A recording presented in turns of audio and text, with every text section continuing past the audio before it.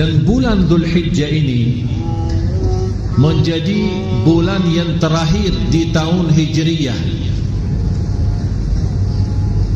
Kalau bulan Masihiyah tahun akhir bulan 12 Desember.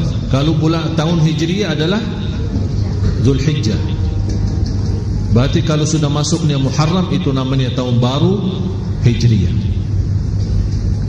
Di 10 hari pertama sangat utama untuk beramal saleh. Sampai Allah sendiri bersumpah dalam 10 hari pertama Dzulhijjah itu, sebagaimana firman Allah, wal fajri wa layalin ashr. Walaupun ada berbeda pendapat antara ulama, penjelasan walayalin ashr, malam-malam yang 10, sebagian ahli tafsir menjelaskan yang dimaksud adalah 10 malam akhir Ramadan. Tapi sebagian besar dari ahli tafsir yang dimaksud adalah 10 pertama bulan Dzulhijjah, sebagaimana penjelasan Imam Ibnu Katsir rahimahullah.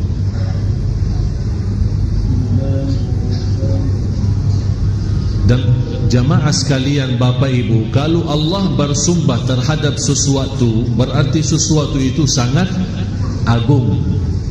Wasyamsi wa duhaha wal fajri wa layalin ashr wasyaf'i wal watr, itu namanya sumpah. Allah bersumpah, wal laili idza yaghsha wad duha wat tini waz zaitun. Ini semua namanya Allah bersumpah. Jadi kalau Allah bersumpah terhadap sesuatu, berarti sesuatu itu sangat agung. Di antaranya walayalin ashr, sebagaimana di surat Al-Fajr. Tapi tidak boleh bagi manusia bersumpah dengan selain nama Allah. Jadi tidak boleh bersumpah demi nama Nabi Muhammad, demi Ka'bah. Ka'bah itu menjadi apa, kalau boleh diistilahkan sebagai makhluk, batu. Tapi kita boleh bilang wa rabbil Ka'bah, bersumpah siapa Tuhan Ka'bah itu, dan siapa yang memiliki Ka'bah itu adalah Allah Subhanahu wa ta'ala. Tapi kalau Allah boleh dan berhak untuk bersumpah dengan apa saja di antara makhluknya. Dan hadis ini menjelaskan yang diriwayatkan Imam Bukhari, hadis Abdullah bin Abbas. Anda bisa lihat langsung. Ini hadis sahih yang diriwayatkan Imam Bukhari, hadis Abdullah bin Abbas radhiyallahu anhuma. Di sini hadis yang menjelaskan saking mulia 10 hari pertama, Allah Subhanahu wa taala paling cinta amal-amal salih di dalam hari-hari 10 tersebut. Contoh, kalau anda suka salat sunnah, duha dan yang lain-lain, Allah lebih cinta salat duha di 10 hari pertama Dzulhijjah. Jauh lebih besar pahalanya. Yang saya ambil hikmahnya, wallahu a'lam, khusus bagi jamaah yang tidak berhaji, Allah memberikan kesempatan supaya bisa mendapatkan nilai ibadah haji walaupun tidak mampu berhaji. Oleh karena itu Allah jadikan 10 hari pertama sangat agung dan mulia, bukan hanya untuk jamaah haji, tapi juga boleh selain jamaah haji. Rasulullah sallallahu alaihi wasallam bersabda, "Ma min ayyamin al-'amalu as-salihu fiha ahabbu ila Allah min hadhihi al-'ashr." Sampai dijelaskan tidak ada hari-hari yang di dalamnya amal salih yang paling dicintai Allah hanya di 10 hari pertama. Saking mulia jamaah sekalian, Bapak Ibu, saking mulia 10 hari pertama, muncul berbeda pendapat antara ulama mana yang lebih afdal. Apakah 10 malam terakhir Ramadan atau 10 pertama Dzulhijjah?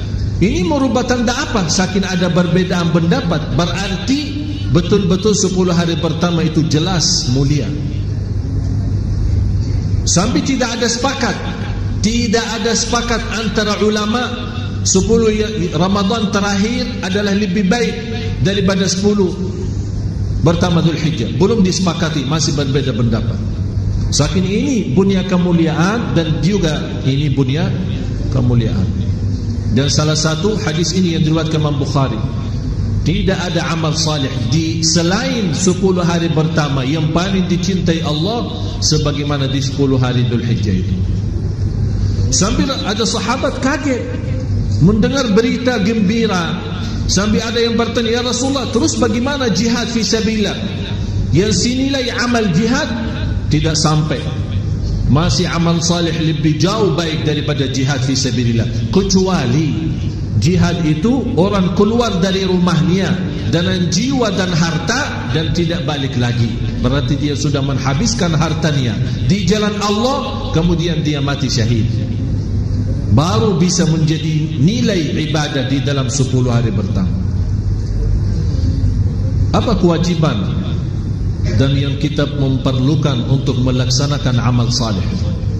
Banyak amal-amal salih yang kita bisa lakukan selama 10 hari pertama, mulai dari hari ini. Dalam kesempatan ini saya akan jelaskan semua soal amalan-amalan salihnya, sedekahnya, salatnya, puasanya, kemudian soal kurbannya, apa kewajiban kita, bagaimana hitungan kurbannya, dan hukum fikihnya dan dalilnya semua bersatu-satu. Kalau ada dalil Quran kita bawa, dalil hadis kita bawa, supaya Bapak Ibu mengerti. Walaupun pertama sudah padahal saya bahas masalah ini kemarin di TV One waktu hari Ahad kemarin, tapi kenapa saya ulang lagi bahas masalah ini? Karena sejak itu hari Minggu kemarin sampai hari ini hampir setiap hari saya menerima lebih dari 20 pertanyaan lewat Facebook, lewat Twitter, lewat BB, lewat SMS. Masih orang bertanya lagi soal kapan hari Arafah, apa maksudnya 10 hari pertama Zulhijjah, bagaimana cara hitungan kurban. Dan ini menjadi salah satu ciri-ciri hari kiamat. Tersebar kebodohan agama dan banyak orang yang tidak mengerti di hal-hal seperti ini. Yang namanya 10 hari pertama sangat agung, malah ada orang bertanya, kapan sih hari Arafahnya? Hari Arafah tidak tahu. Padahal di antara hari yang teragung di sisi Allah adalah hari Arafah. Terus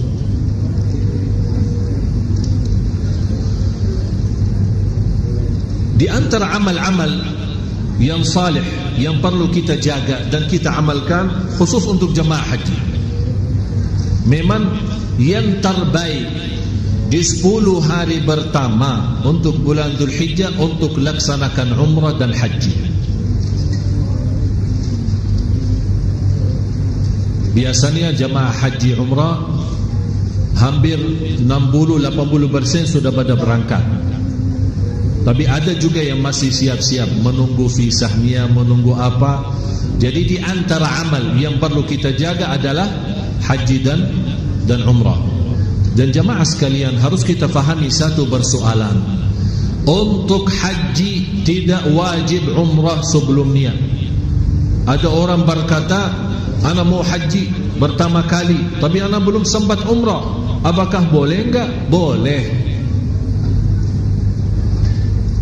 Tapi jelas lebih mulia dan lebih agung adalah umrah dan haji. Karena haji itu kan ada 3 macam. Ada tamattu', ada qiran, ada ifrad. Ifrad artinya membawa ibadah haji sendiri, labbaik Allahumma hajja, tidak ada selain haji. Jadi dia berangkat dari sini untuk haji. Tapi tamattu' dan itu yang lebih baik, karena itu sunnah Rasulullah SAW adalah tamattu', umrah dulu disambungkan dengan haji. Niatnya apa? Labbaik Allahumma umratan wa hajja.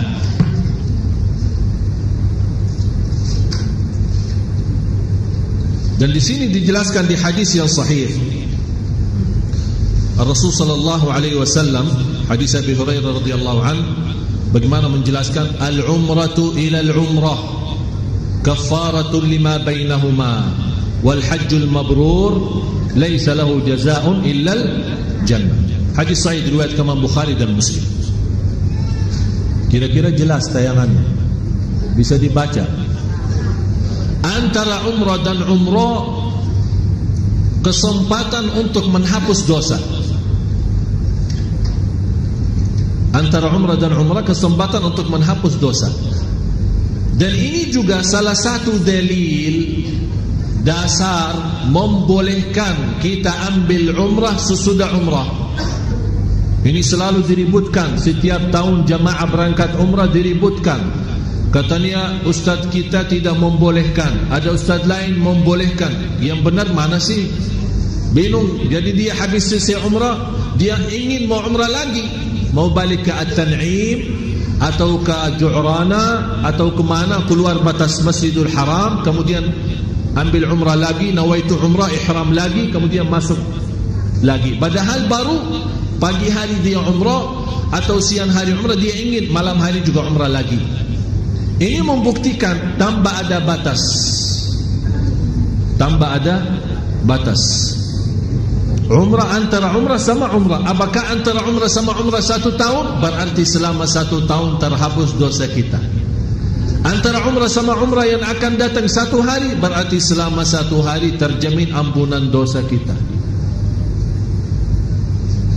Karena tidak ada satu ayat atau hadis membatasi antara umrah sama umrah harus 1 bulan atau harus 1 minggu atau harus 1 tahun. Tidak ada. Apalagi bagi jamaah yang jauh semacam jamaah Indonesia. Sayang, dia tidak tahu kapan sempat lagi. Jadi dia datang hanya 4 hari atau 8 hari di Makkah. Silahkan, mau setiap hari 10 kali umrah, mampu silahkan. Kesempatan. Kita belum tahu, bisa pulang ke negerinya tidak sempat lagi umrah atau lihat tanah suci lagi. Oleh kerana itu manfaatkan daripada belanja berkeliling tawaf Safa Marwah di pasar, di mall. Safa Marwah antara mall sama mall. Dia salah hitungkan berapa tawafnya, salah hitungkan berapa Safa Marwah, tapi tidak pernah salah hitungkan berapa mall yang dia lewatin dan dia belanja. Jadi kesempatan daripada belanja, belanja takwa, belanja hidayah, belanja ampunan, belanja ridha Allah, berumrah berkali-kali. Karena ini kesempatan. Wal hajjul mabrur laisa lahu jazaa'un illal jannah. Haji yang mabrur, saking mulia haji mabrur, tidak ada balasan selain surga. Yang paling nikmat haji mabrur jalan kaki. Itu paling nikmat. Jadi semua barna kita dengan keluarga, adik saya Muhammad dengan istrinya, saya sama ibu saya, ada adik sama ayah saya. Selama kita berhaji antara Safa, Marwah, kemudian Arafah, Mina, Muzdalifah, tidak pakai mobil sama sekali. Jalan kaki, pagi, siang, malam, sore, pokoknya jalan kaki. Begitu kita capek, kita bawa kemah. Tahu kemah, model kemah kecil, tinggal pasang, udah istirahat, makan terus lagi. Tapi nikmat. Tapi sekarang orang-orang mau umrah tapi dengan VIP, biar tidak capek. Yang penting asinnya, makanan. Apalagi di Arafah paling diributkan. Nanti kita akan masuk bahasan Arafah. Jadi amalan yang utama untuk dilaksanakan di 10 hari pertama adalah umrah dan haji. Kalau orang sempat, dan kita doakan jamaah Indonesia, terutama jamaah Masjid Sunda Kelapa yang berangkat haji, semoga insyaAllah perjalanannya lancar, sihat wal afiat, dan kembali ke tanah air lagi membawa haji mabrur. Cuba bayangkan kalau 200,000 jamaah haji semua bawa haji mabrur, insyaAllah Indonesia lebih baik. Tapi dah tahulah gimana caranya. Terus di antara amal-amal lain selain haji umrah adalah puasa. Berpuasa menjadi salah satu amalan yang indah. Oleh kerana itu disebut di hadis yang qudsi, as-sawmu li wa ana ajzi bi. Puasa itu untukku. Kenapa di sini ibadah puasa khususnya dinamakan puasa itu untukku, kata Allah? Ini hadis qudsi. Kenapa hanya ibadah puasa yang disebut untukku, padahal semua ibadah sebenarnya qul inna salati wa nusuki wa mahyaya wa mamati lillahi rabbil alamin. Karena rahasia puasa beda sama ibadah-ibadah yang lain. Salat bisa jadi riya, haji, umrah, bacaan Quran, bersedekah, walaupun kita berusaha ikhlas, menjaga ikhlas, tapi ada namanya bisikan-bisikan syaitan berusaha menjadi amal kita riya. Kecuali puasa, orang pun walaupun kita bohong, kita berkata berpuasa, tak ada yang tahu kita puasa enggak. Bisa sambil wudu terus minum, dan di sebelah kita dia fikir kita, tapi separuhnya buang, separuhnya minum. Bisa jadi. Oleh karena itu Allah rahasiakan pahalanya. Semua amal salih dibalas oleh Allah 10 kali lipat, kecuali puasa. Sampai kata ulama, batasnya tidak ada yang tahu. Kembali kepada murni ikhlas kita. Oleh karena itu kesempatan untuk kita mengisi 10 hari pertama, di antara lain, kalau kita tidak sempat tahun ini haji umrah, alhamdulillah ada kesempatan kita mengisi berpuasa. Mulai dari hari pertama, sebenarnya mulai hari ini. Kalau tidak sempat, belum tahu, belum isbat, belum ada info, boleh mulai besok. Nawaitunya apa? Karena puasa hari Arafah adalah puasa sunnah, berarti boleh 2 in 1. Tahu 2 in 1? Puasa hari Arafah, puasa hari 10 pertama Zulhijjah plus hari Kamis. Jadi nawaitunya 2. Itu namanya 2 in 1. Alhamdulillah, plus boleh ya. Tidak boleh digabungkan ibadah wajib dengan niat lain. Misal, contoh, saya ada salat subuh, tapi begitu saya mau salat subuh, saya ingat ada subuh kemarin, ketiduran terus lupa. Udah, ya Allah, nawaitu subuh hari ini plus yang kemarin. Itu dah bisa. Itu ibadah wajib. Kalau wajib tidak boleh digabung. Tapi contoh, saya begitu masuk masjid jam 11, habis saya wudu, dan ada kebetulan ada acara. Kalau saya mau laksanakan sunnah wudu, tahiyatul masjid, kemudian sunnah duha, habis waktu, dan acara orang pada tunggu. Apalagi orang itu ustaz atau orang yang membawa acara. Udah masuk nawaitu 3 in 1. Duha, tahiyatul masjid, sunnah wudu, 3 in 1. Udah, bismillah, Allahu akbar, salat. Semuanya terhitung dapat 3-3-nya. Nawaitunya bagaimana? Kalau ada yang mudah, jangan cari yang susah. Kalau ada yang mudah, jangan cari. Nawaitunya sudah di dalam hati, duha, qabliyah, tahiyatul masjid, kemudian sunnah wudu. Dah usah nawaitu an usalli duha, sunnatul wudu, kemudian tahiyatul masjid di Masjid Agung Sunda Kelapa. Nanti salah sebut lagi, nanti ulang lagi niatnya. Udah, nawaitunya masuk sunnah tahiyatul masjid, sunnah wudu, kemudian sunnah duha. Jelas? Termasuk puasa sunnah. Ini sekarang kita mengharapkan ada di antara bapak ibu yang suka puasa Nabi Daud. Silahkan tetap puasa Nabi Daud, tapi tambah lagi plus puasa hari 10 pertama Zulhijjah, supaya kita mendapatkan nilai ibadah 2. Ibadah puasa Daud, ibadah puasa hari Kamis, ibadah puasa keutamaan Zulhijjah ini. Malah cuba lihat kabar gembira bagi orang yang suka berpuasa lillahi ta'ala. Tidak ada alasan satu hari fi sabilillah. Alasannya apa? Kalau ditanya, oh saya puasa hari ini karena Kamis, itu berarti ada alasan. Tapi ada orang ditanya, ente kenapa puasa? Saya puasa hari ini lillahi ta'ala. Tidak ada alasan. Cuma saya mau mendekatkan diri saya kepada Allah lewat puasa sunnah. Apa pahalanya? Coba. Rasulullah sallallahu alaihi wasallam bersabda, "Ma min 'abdin yasumu yawman fi sabilillah illa ba'ada Allahu anhu an-nar 70 kharifa." Tidak ada yang puasa satu hari karena Allah, tidak ada alasan karena sunnah atau yang lain, lillahi ta'ala, murni, akan dapat dijauhkan oleh Allah dari neraka Jahannam 70 tahun. Ini baru satu hari.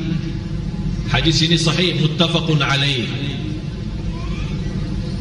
Dan harus fahami Bapak Ibu, dalam ilmu hadis ada dua kata. Ya, tolong perhatian, ada dua kata. Kalau disebut as-sahih, itu maksudnya Imam Bukhari. Itu maksudnya Imam Bukhari, as-sahih. Ada satu lagi yang disebut as-sahihain. Dua sahih, maksudnya Bukhari dan Muslim. Ada disebut muttafaqun alaih. Muttafaqun, maksudnya muttafaqun alaih apa? Di bawah Imam Bukhari dan Muslim terutama, dan lafaz di Bukhari dan Muslim sama, tidak ada beda. Tapi kalau ada beda lafaz, disebut Bukhari dan Muslim. Faham? Jadi hadis ini yang muttafaqun alaih, orang yang puasa satu hari mendapatkan balasan oleh Allah Subhanahu wa taala, dijauhkan dari neraka Jahannam 70 tahun. Oleh karena itu Bapak Ibu, kesempatan di 10 hari pertama jangan sia-sia berpuasa. Mau berturut-turut boleh, tidak sanggup setiap hari, mau giliran boleh, mau satu hari pun boleh. Tapi sayang sekali kalau sudah lewat kesempatan ini, kita tidak memanfaatkan. Tapi kalau anda merasa diri tidak bisa, sibuk, kecapean, banyak aktivitas, saya tidak sanggup menjaga puasa selama ini, paling tidak jaga puasa hari Arafah. Jaga puasa hari Arafah. Puasa hari Arafah, pertama saya akan terangkan sedikit kepada Bapak Ibu, apa itu hari Arafah. Hari Arafah menjadi salah satu hari yang teragung di sisi Allah. Dan di hari Arafah Allah membebaskan banyak hamba-hamba dari neraka Jahannam. Coba kalau di antara orang, di antara hamba Allah sebelum hari Arafah masih dihukum di sisi Allah sebagai ahlun nar, sebagai ahli neraka, begitu datangnya hari Arafah Allah bebaskan, diselamatkan. Walaupun antara perbedaan antara ulama, yang dimaksud bebasnya dari neraka Jahannam adalah ahli Arafah yang berdiri di padang Arafah. Tapi mudah-mudahan dengan puasa kita di hari Arafah dan puasa hari Arafah tidak dibolehkan untuk orang haji. Yang non haji baru boleh puasa. Apa keutamaannya? Apa fadilahnya? Apa pahalanya? Mendapatkan ampunan dosa lalu sama dosa yang tahun yang akan datang. Sebelum dosa sudah diampuni duluan loh. Enak ya? Tapi jangan macam-macam. Walaupun sudah diampuni depannya, kita belum berlaku dosa dalam puasa hari Arafah. Bukan hanya tahun kemarin, tahun lepas, malah tahun yang akan datang. Sebagaimana di hadis yang disebutkan, Rasulullah SAW bersabda, "Siyamu yawmi Arafah ahtasibu ala Allah an yukaffir as-sanata allati qablah wallati ba'dah." Rasulullah SAW mengharapkan, dan kalau Rasulullah mengharapkan berarti sudah terkabul.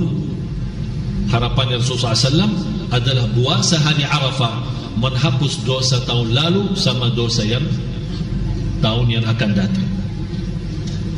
Beda sama hari Ashura.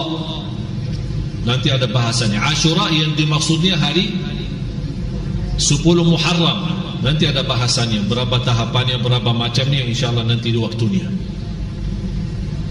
Oleh kerana itu Bapak Ibu yang tidak berminat berpuasa selama 9 hari. Kenapa saya bilang 9 hari? Karena hari ke-10 hari Lebaran, dan tidak boleh puasa hari Id. Ya, ada 3 hari haram puasa. 3 hari haram puasa. Yang pertama Idul Fitri, haram.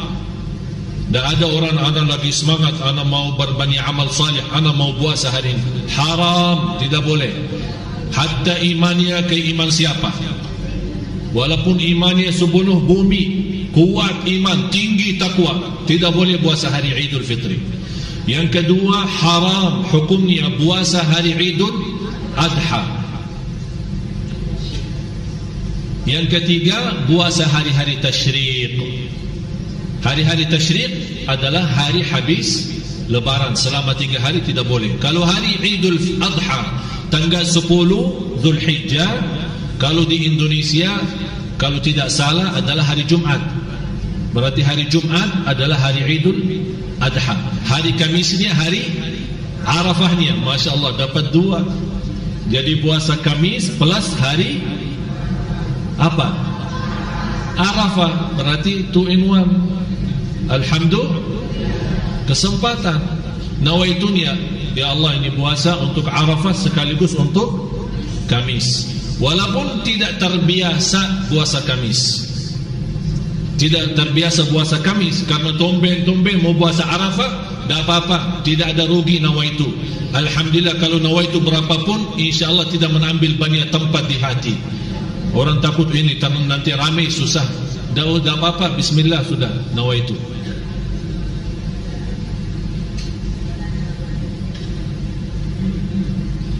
Jadi jatuhnya hari Idul Adha hari Jumat. Sabtu, Minggu, Senin puasa sunnah tidak boleh. Tetap tidak boleh, karena hari Senin itu adalah hari yang ketiga dari hari tasyriq.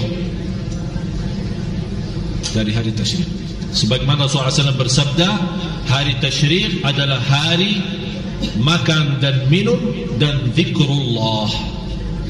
Hari-hari tasyriq, makan dan minum dan zikrullah. Sudah masuk azan? Selanjutnya, di antara amalan yang perlu kita jaga selama 10 hari adalah takbir dan zikir. Sebagaimana firman Allah Subhanahu wa taala suratul Hajj, surah 22 ayat 28. Wa yadhkuru ismallahi fi ayyamin ma'lumat. Yang suka catat tulisan, tolong tulis. Al-Hajj surah 22 ayat 28. Takbir itu ada 2 macam. Takbir itu ada 2 macam. Maksudnya takbir apa? Disebut di hadis selanjutnya yang diriwayatkan Imam Ahmad, fa'akthiru fihinna minat tahlili wat-takbiri wat-tahmid. Di dalam 10 hari pertama berbanyalah tahlil, berbanyalah takbir, berbanyalah tahmid. Hadis sahih diriwayatkan Imam Ahmad. Apa itu takbir, tahlil, tahmid? Yang kita suka baca di hari raya Idul Fitri. Apa yang kita baca?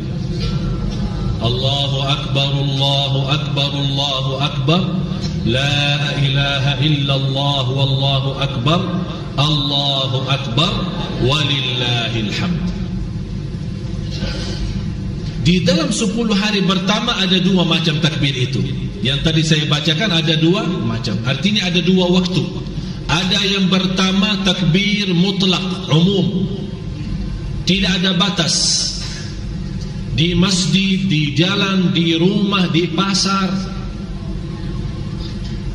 Malah di antara sahabat, sebagaimana Abdullah bin Umar, Abdullah bin Abbas, Abu Hurairah dan banyak sahabat-sahabat yang lain, yang mereka suka berzikir di 10 hari pertama Dzulhijjah di pasar.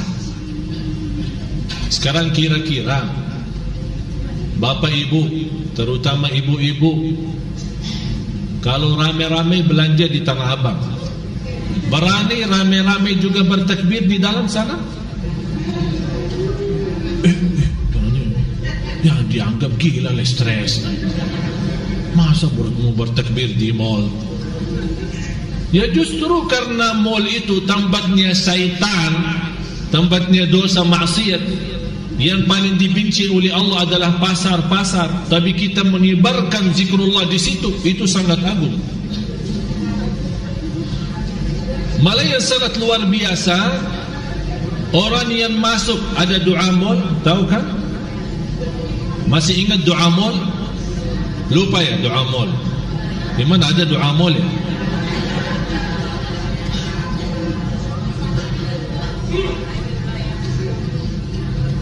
Nanti lepas azan kita lanjut.